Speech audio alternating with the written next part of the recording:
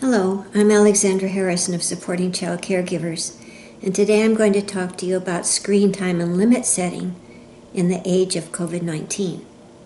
But the information I'm going to offer you will hopefully be helpful at other times as well. During the pandemic, when schools are closed and friends are inaccessible, children tend to rely on screens more than ever. And even parents who believe in limiting screen time will feel pressured to let their children spend more time on devices. Young children enjoy cartoons and simple video games that helps to pass the time while their parents are busy working remotely or managing the household or even getting a break from family responsibilities. And even though they look contented and engaged, sometimes their eyes look a little glassy and they seem not to be able to hear voices that don't come from the iPad or the smartphone. Older children also enjoy time alone with their devices, but they have the opportunity also to connect with friends, with peers, either one-on-one or in big groups, laughing late into the night together. That can be really constructive, but also it can sometimes seem a little addictive. Sometimes parents ask themselves, if they dare to ask, what are the limits?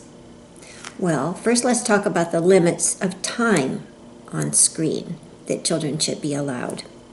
The American Academy of Child and Adolescent Psychiatry recommends that children under 18 months be limited to video chatting with an adult.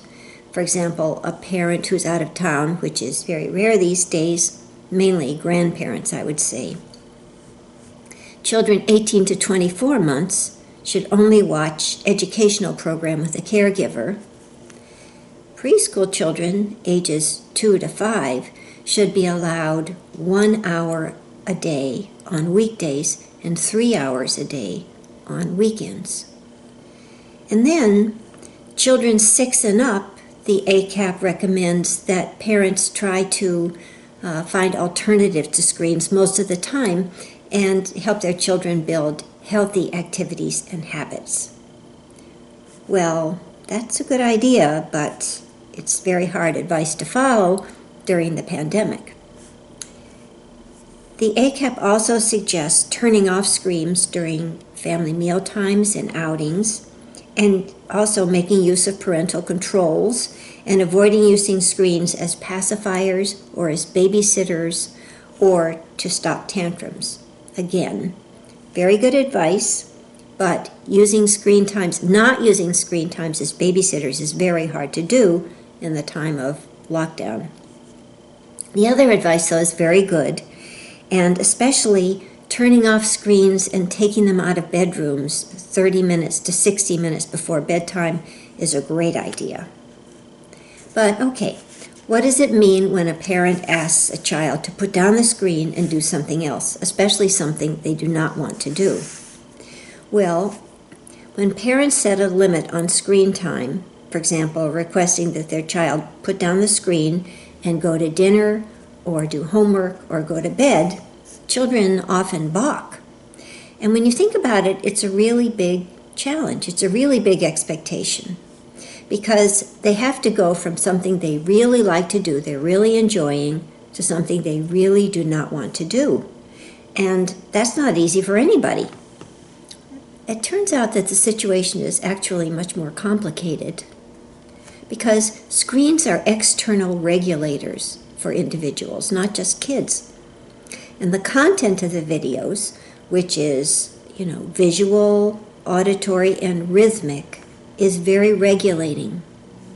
It allows people to experience highs and lows of emotions and arousal states without having to do the regulatory work themselves.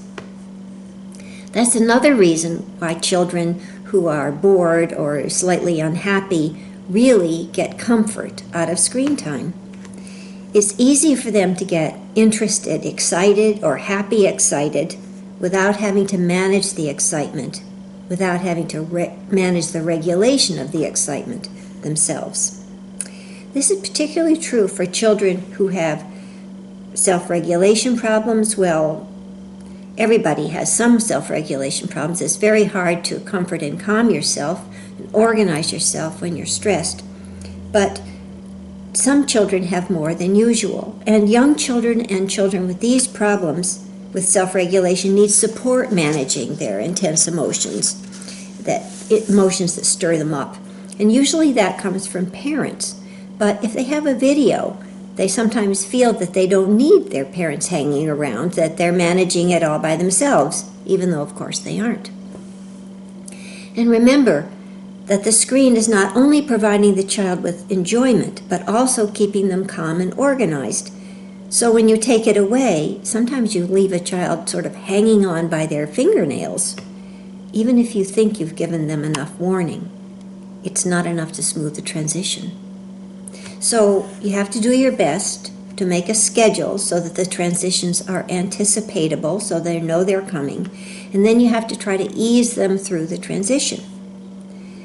For example, by offering them some pleasant alternative to the screen. That may seem impossible, but think of what you're asking the child to do after the transition. For example, if the transition is going to bed, think of some quiet, pleasurable activity with you that they don't ordinarily have. Maybe it will be a special storybook, a new one they've never seen before. Or maybe it will be one of the old favorites that you try to get out of reading, but this time you let them choose, and you do read.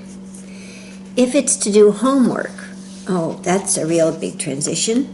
Or before supper, offer them some edible treat. Before dinner, I suggest establishing a family tradition of aperitif, for example, at least until the social isolation wears off. Give them some juice and a cracker or something while you have a glass of wine or a glass of juice and prepare dinner. Make it seem like a big deal, like a celebration, and give them little napkins or cut a paper towel into squares and offer them the crackers in a bowl, not out of the box. The idea is to recognize the challenge of what you're asking them to do and help them meet that challenge instead of expecting them to do it all on their own. The alternative of having an unrealistic expectation and failure in a family fight is not good. Also, remember that repetition makes transitions easier. I've talked about that in terms of transitions like getting up in the morning to go to school. And repetition also builds tradition. And who knows? You may find that aperitif becomes a family tradition that lasts after things open up and into your family's future. So thank you for viewing this video. If you want to hear more about limits on screen time, listen to my podcast on screen time number 7 of SEC Podcasts, or read the Supporting Child Caregivers blog. Both of them are accessible on supportingchildcaregivers.org website. In our next video, I will talk about other challenges with limit setting. Thank you.